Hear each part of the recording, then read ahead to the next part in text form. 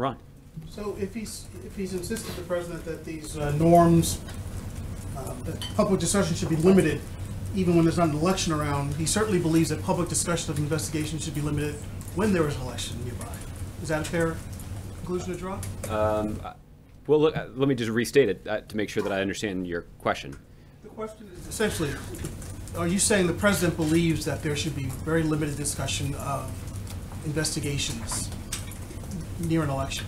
The president believes that our democracy has been very well served for more than 2 centuries by officials at the Department of Justice and the FBI observing long-standing traditions that limit public discussion of investigations, whether an election is around the corner or not. So how can he agree or not criticize what Director Comey has done? I mean, it seems like a clear, it's a public discussion of an investigation. I mean, you point out how we can't even get confirmation that an investigation is happening. Yeah. This seems like a very clear-cut, based on what you're saying about the president's concerns about the broader principles, it seems that it would be very clear that he would be critical of what Director Comey has done. Well, it is clear what Director Comey has done. What's not clear is what led to that decision. And nobody at the White House has insight into the decision that Director Comey made. Right, but so you're saying there could be some mitigating factor based that we don't know about.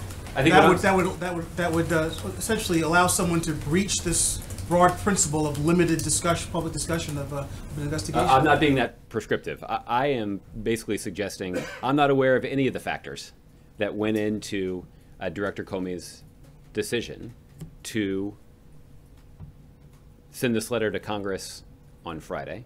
I'm not aware of the factors that went into his decision to give a long public statement on July 5th when he announced that he was not going to recommend the prosecution of Secretary Clinton. I'm not aware of the factors that went into his decision to testify before Congress for several hours under oath in discussing his investigation. And I'm not aware of what kind of factors influenced his decision to release the summaries of investigative interviews that were conducted by FBI officials in the context of this investigation. At some point, you just kind of break this all down to just common sense. I mean, people all over the country, friends, family, are talking about all this. I mean, how in any way can this be good for the country at this point in time?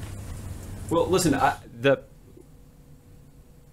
what is important is that people across the country and former administration officials have more of a luxury to be able to step back and weigh in from the sidelines, to offer up their own opinion based on their own experience, based on their own training, based on their own observation about the impact that this has on our political process. There's nothing wrong with that. That is part of the kind of debate that is critical to the success of our democracy as well. But what's important for the person that's standing behind the podium with the White House seal behind me is to make sure that I'm observing the institutional responsibilities that I have and that everybody who works here has, including the President of the United States, which is that we're not going to be in a position of defending or criticizing the decisions that were made about the director, by the director of the FBI with regard to communicating information from the investigations. See that, but you're saying so much that could be interpreted as critical of what he's done. Are you aware of that? Well, I'm certainly giving voice to long-standing guidelines that have served our democracy well, that the president believes are really important. And I recognize that those guidelines have been the basis for other people to offer up their criticism of Director Comey. It's a free country. They're certainly allowed to do that. But from here, I'm not going to be in a position of criticizing Director Comey about those decisions, in part because I don't have any independent knowledge of how those decisions were made. That's also the reason, by the way, I'm not going to defend him either. Did the president read the Eric Holder op-ed letter? There have been a lot of opinions that have been shared in public over the last 48 hours or so. My point is that I know the president is aware of this issue, and he's read about many of the opinions that have been expressed in the last 72 hours, but I don't know whether or not he saw that particular op-ed. And And lastly, just when you were talking about Loretta Lynch, you said something about how the president has confidence in her and so on and so forth. And then when you were talking about Director Comey, you talked about how he's a man of integrity, character, principle that will serve him. Are you saying there something different? Does the president still have confidence in Director Comey? I'm not trying to send a signal here. The president is somebody who 3 years ago nominated Director Comey because he's a man of character, he's a man of integrity, he's a man of principle.